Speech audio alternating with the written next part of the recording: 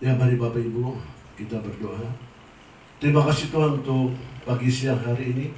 Kami kembali mendengar pesan-Mu, firman-Mu untuk bulan ini. Biarlah kami percaya urapan-Mu, hadirat-Mu melimpah di tempat ini, melimpah di rumah kami masing-masing.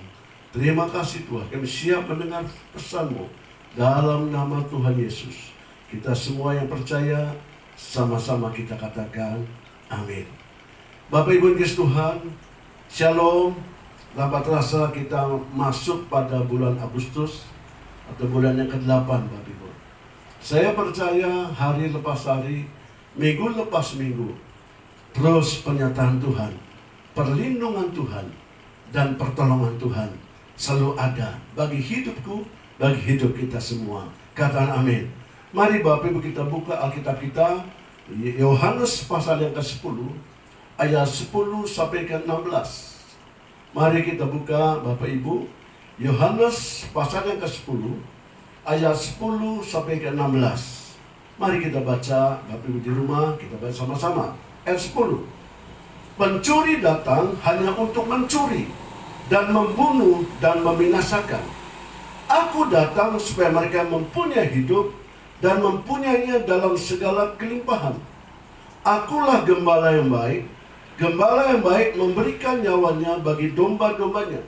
Sedangkan seorang upahan yang bukan gembala dan yang bukan pemilik domba-domba itu sendiri, ketika melihat serigala datang, meninggalkan domba-domba itu lalu lari. Sehingga serigala itu menerkam dan mencerai-beraikan domba-domba itu. Ia lari karena ia seorang upahan dan tidak memperhatikan domba-domba itu. Ayat 14. Akulah gembala yang baik dan aku mengenal domba-dombaku, dan domba-dombaku mengenal aku. Sama seperti Bapa mengenal aku dan aku mengenal Bapa. Dan aku memberikan nyawaku bagi domba-dombaku. Ada lagi padaku domba-domba lain yang bukan dari kandang ini. Domba-domba harus kutuntun juga, dan mereka akan mendengarkan suaraku, dan mereka akan menjadi satu kawanan dengan satu gembala. Bapak ini kasih Tuhan, saya percaya hari-hari ini Bapak Ibu, kita perlu ada pelayanan pengembalaan yang lebih lagi Bapak Ibu. Saya tahu Tuhan akan pakai Bapak Ibu semua di keluarga, di rumah tangga, baik di perusahaan dan di berbagai macam kegiatan Bapak Ibu. Bapak Ibu kasih Tuhan, ketika kita berbicara tentang Tuhan Yesus, maka kita bicara tentang mukjizat. Kita bicara tentang pertolongannya. Kita bicara tentang kesembuhan yang Tuhan lakukan. Kita bicara tentang kebaikannya, keajaibannya. Ayat ini Bapak Ibu ayat ini mengandung kepastian dari Allah, dari Tuhan kita Yesus Kristus, Allah Roh Kudus, yang sanggup memberikan kita kehidupan yang baik dan memberikan kepada kita hidup dalam segala kelimpahan. Yang percaya katakan amin. Tuhan sanggup menolong, Tuhan sanggup membebaskan, Tuhan sanggup menyembuhkan. Bahkan Tuhan sanggup memberkati hidup kita, hidup Bapak, Ibu, dan saya di dalam segala keadaan. Katakan amin. Bapak, Ibu yang dikasihi Tuhan, Alkitab mencatat dengan tegas bahwa terjadi perbedaan antara yang jahat dan yang baik. Yang jahat adalah pencuri, yaitu mencuri, membunuh, dan membinasakan. Kita tahu itu pekerjaan iblis, Bapak Ibu. Ya, tetapi Alkitab mencatat juga bahwa kita tahu bahwa yang baik adalah Allah sendiri. Akhirnya aku atau Tuhan datang supaya mereka mempunyai hidup dan mempunyai dalam segala kelimpahan. Pagi hari ini Bapak Ibu, Tuhan datang ke rumah Bapak Ibu dan di tempat ini membawa hidup dan mempunyainya dalam segala kelimpahan. Yang percaya, yang mau kata amin, tepuk tangan buat Tuhan. Bapak Ibu Kristus, di masa sekarang ini tidak sedikit orang percaya mulai bimbang, mulai khawatir, banyak yang ketakutan dan stres Bapak Ibu. Di tengah keadaan tidak menentu, dan secara global di dunia ini Bapak Ibu terjadi pandemi COVID-19. Maka orang percaya mulai dicuri damai sejahteranya, dicuri sukacitanya, dibunuh imannya Bapak Ibu, dibunuh keyakinannya. Bahkan sedikit Bapak Ibu, mereka hidup di dalam kebinasaan, secara roh. Ya, Bapak ini dikasih Tuhan, saya percaya orang-orang yang terus melekat, yang terus beribadah dengan sungguh-sungguh kepada Tuhan, dia akan merasakan hadirat Tuhan, dia merasakan urapan Tuhan, dia merasakan pertolongan Tuhan, dia merasakan kebaikan Tuhan, dia merasakan mujizat Tuhan. Katakan amin. Bapak Ibu dikasih Tuhan, saya dan Bapak Ibu adalah orang-orang yang siap dan sudah terima mujizat Tuhan. Katakan amin. Tapi jangan lupa Bapak Ibu, kita tetap menerapkan protokol kesehatan di luar rumah maupun di tempat kerja Bapak Ibu.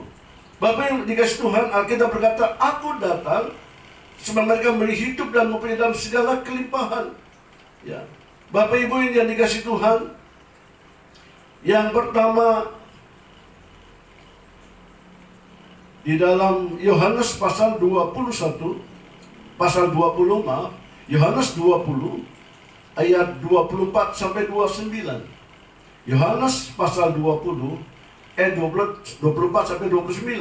Alkitab berkata begini, tetapi Thomas, seorang dari ke-12 murid itu yang disebut Didimus, tidak ada bersama-sama mereka ketika Yesus datang ke situ. Ayat 25. Maka kata murid-murid yang lain itu kepadanya, kami telah melihat Tuhan.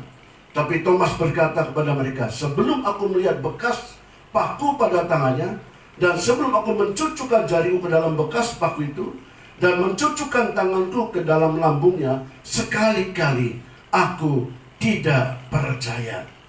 8 hari kemudian murid-murid Yesus berada kembali dalam rumah itu, dan Thomas bersama-sama dengan mereka. Sementara pintu-pintu terkunci, Yesus datang dan ia berdiri di tengah-tengah mereka dan berkata, damai sejahtera bagi kamu. Kemudian ia berkata pada Thomas, taruhlah jarimu di sini dan lihatlah tanganku, ulurkanlah tanganmu dan cucukkan ke dalam lambungku, dan jangan engkau tidak percaya lagi, melainkan percayalah. Thomas menjawab dia, ya Tuhanku dan Allahku. Kata Yesus kepada mereka, karena engkau telah melihat aku, maka engkau percaya. Berbahagialah mereka yang tidak melihat namun percaya. Kata amin. Bapak Ibu, saya percaya, Bapak Ibu dan saya meskipun tidak melihat, tetapi kita percaya. Orang benar hidup karena iman.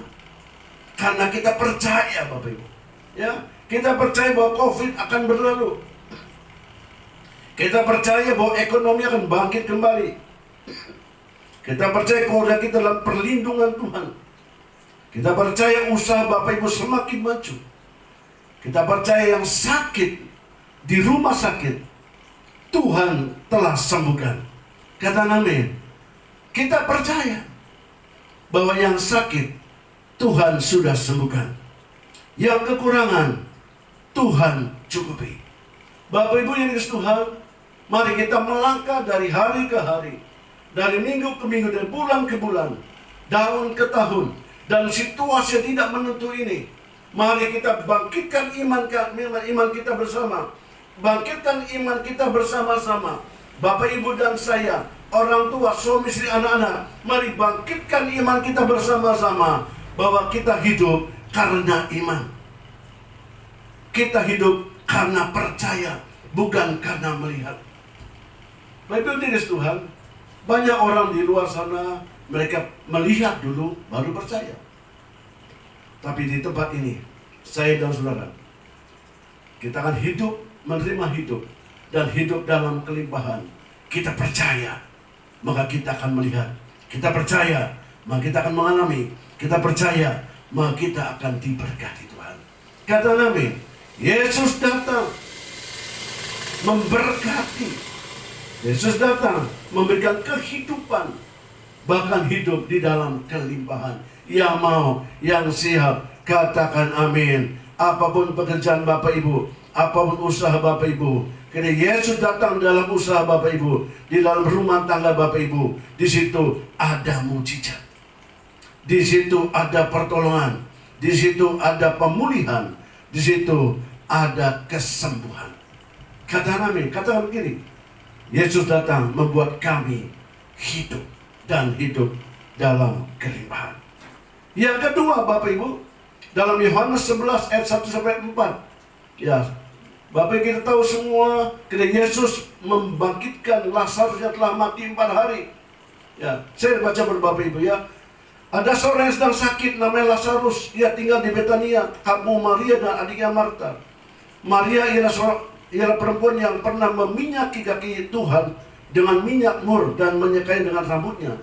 Dan Lazarus yang sakit itu adalah saudaranya.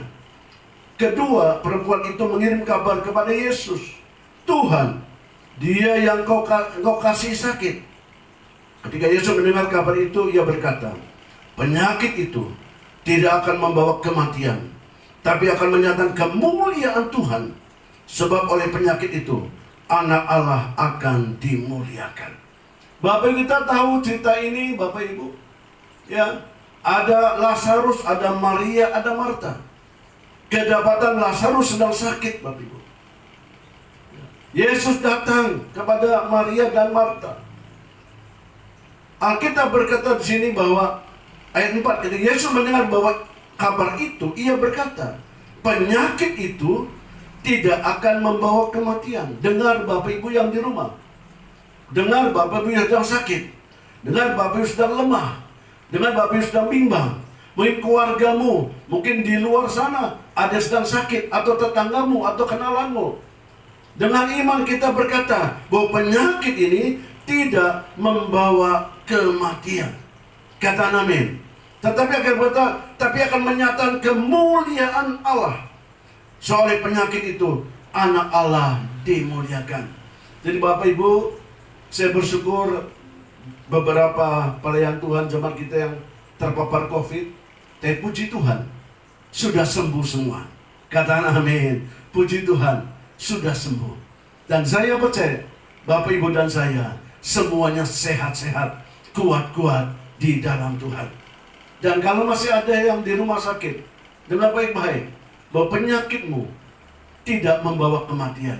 Supaya nama Tuhan dimuliakan. Supaya kemuliaan Allah dinyatakan. Yang percaya katakan amin.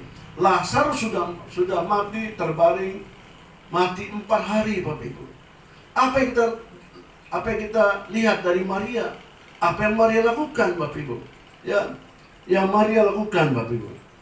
Di ayat Yohanes 11 ayat 32-38. Setibanya Maria di tempat Yesus berada dan melihat dia, tersungkurlah ia di depan kakinya dan berkata kepadanya, Tuhan, sekiranya engkau ada di sini, saudaraku pasti tidak mati. Dan Yesus melihat Maria menangis, dan juga orang-orang Yahudi yang datang bersama-sama dia, maka maskullah hatinya. Ia sangat terharu dan berkata, di manakah dia kamu baringkan? Jawab mereka, Tuhan, marilah dan lihatlah. Maka menangislah Yesus. Bapak Ibu ini kasih Tuhan, Maria tersungkur di kaki Yesus. Mari Bapak Ibu ini kasih Tuhan, pada saat-saat yang tidak menentu seperti ini, saat-saat yang penuh dengan perubahan, saat-saat yang banyak COVID di sekitar Bapak Ibu semua, mari melihat tersungkur di kaki Yesus. Sehingga Yesus masgul, tergeraklah oleh penyembahan kita kepada Yesus. Yesus tergerak, Yesus terharu, Bapak Ibu.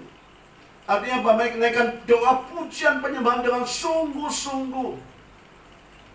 Bapak Ibu, meskipun kita ibadah online, kita belum ibadah onsite, Bapak Ibu. Ya, saya berdoa dalam nama Yesus, di rumah Bapak tetap menaikkan pujian penyembahan. Tetap kita baca Alkitab, sehingga kita terus dikuatkan dari hari ke hari.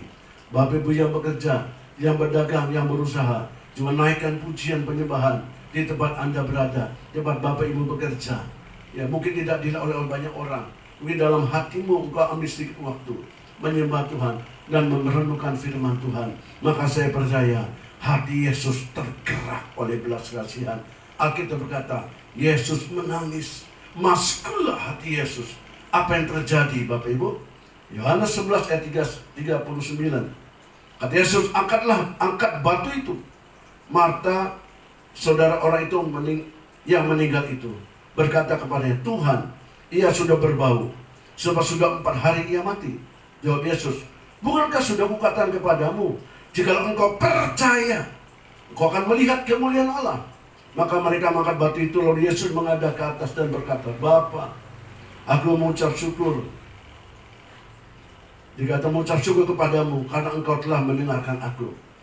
Aku tahu bahwa engkau selalu mendengar aku. Tapi oleh karena orang banyak yang berdiri di sini melihat aku mengatakannya supaya engkau percaya. Supaya mereka percaya bahwa engkaulah yang telah mengutus aku. Ayat 43. Dan sudah berkata demikian, berserulah ia dengan suara keras, Lazarus, marilah keluar. Orang yang telah mati itu datang keluar. Kaki dan tangannya masih terikat dengan kain kapan dan mukanya tutup dengan kain penuh. Kata Yesus kepada mereka, bukalah kain-kain itu dan biarkan ia pergi. Yesus datang memberikan mereka hidup dan mempunyainya dalam segala kelimpahan. Lazarus yang sudah mati 4 hari dibangkitkan Tuhan, hidup kembali.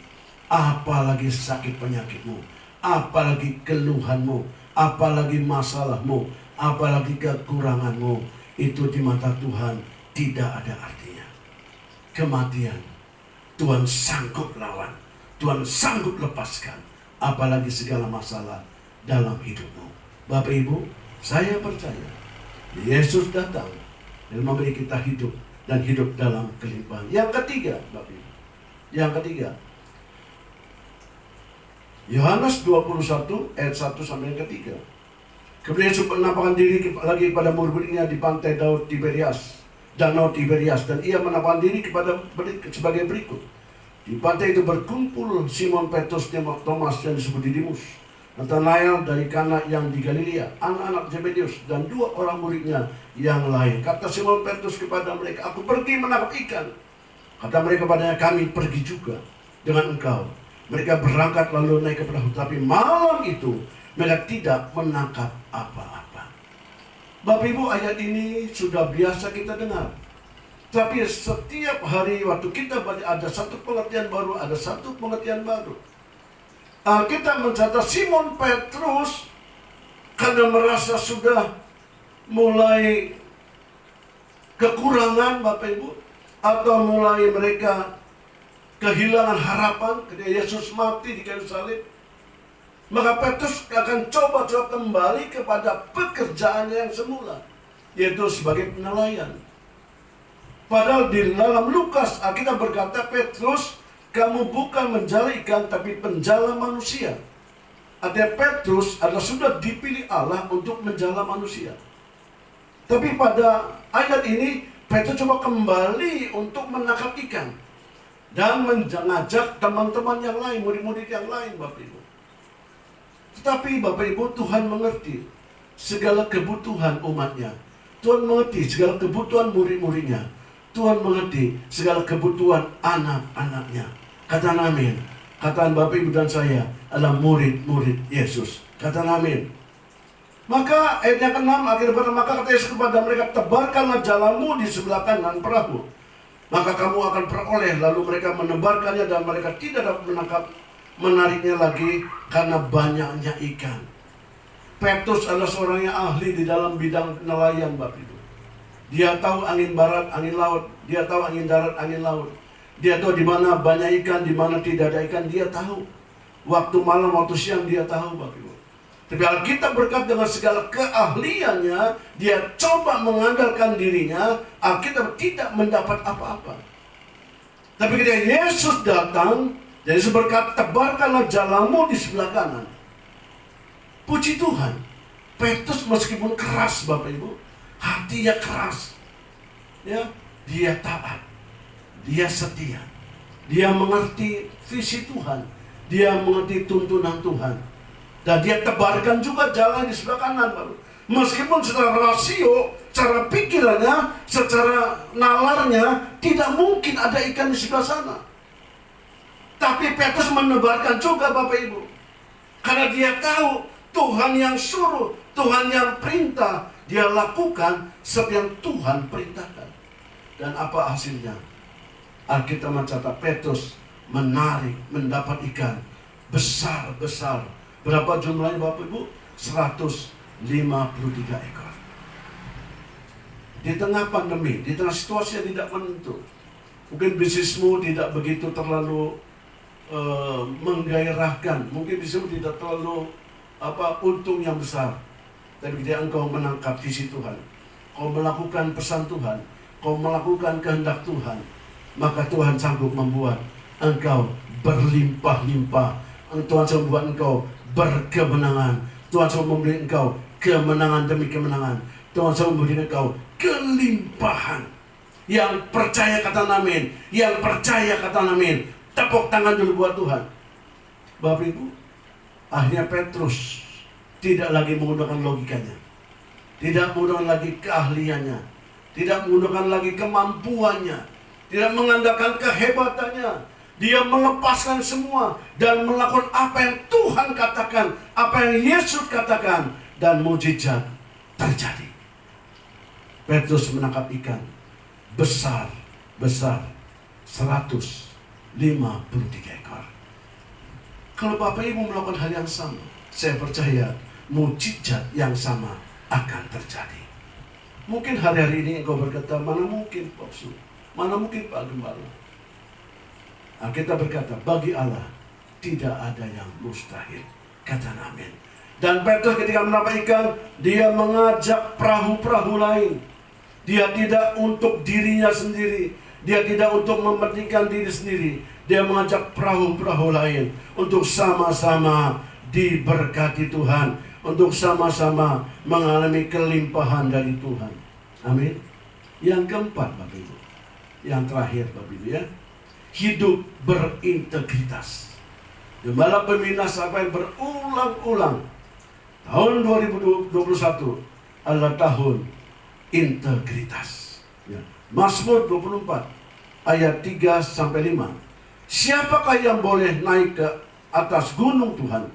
Siapakah yang boleh berdiri di tempat yang kudus?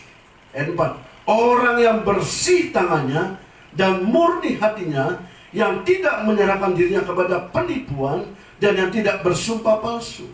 Kita mencatat ayat 5, baca sama-sama dengan keras di rumah Bapak Ibu, suami istri anak-anak, baca sama-sama. Dialah yang akan menerima berkat dari Tuhan dan keadilan dari Allah yang menyelamatkan dia. Artinya hidup berintegritas ada 2 porsi, ada 2 berkat. Yang pertama adalah kita diberkati, yang kedua kita diselamatkan. Bapak Ibu, mari, integritas ini mudah dikatakan, tapi sulit dilakukan. Integritas ini sering kita dengar, tapi kita kadang tidak memahami. Integritas ini kita tahu, tapi kita kurang memahaminya. Integritas, kita berkata, orang yang bersih tangannya, perbuatannya bersih, kelakuannya baik, bersih, tidak menyimpang, dan hatinya jujur, hatinya bersih, dan murni hatinya, hati yang murni, yang tulus, yang jujur, yang setia, yang taat. Saya bersuka cita Bapak Ibu jemaat Tuhan GB, mujizat itu nyata, dan Bapak Ibu yang setia mengikuti ibadah online, meskipun tidak canggih seperti gereja besar, tapi Bapak Ibu terus diberkati. Dalam hadirat Tuhan, Bapak Ibu pasti diberkati. Katakan amin. Bapak Ibu, orang yang bersih tangannya dan murni hati-hatinya apa? Yang diperkatakan, itu yang dilakukan, Bapak Ibu. Yang diperkatakan, itu yang dilakukan. Itu arti integritas. Mari Bapak Ibu Tuhan, saya berdoa, saya percaya Bapak Ibu semua yang mengikuti ibadah dengan setia, saya berhidup di dalam integritas. Maka Alkitab berkata, dialah, ayat 5, baca sama-sama, dialah yang akan menerima berkat dari Tuhan dan keadilan dari Allah yang menyelamatkan dia. Oh haleluya Bapak Ibu. Mulai hari ini saya percaya ada mujizat baru terjadi, ada pengurapan baru terjadi dalam nama Tuhan Yesus. Bapak Ibu diurapi Tuhan, diurapi Tuhan, diurapi Tuhan, diurapi. Terima dalam nama Yesus, terima dalam nama Tuhan Yesus, terima dalam nama Tuhan Yesus. Mujizat itu nyata. Tuhan Yesus berkati.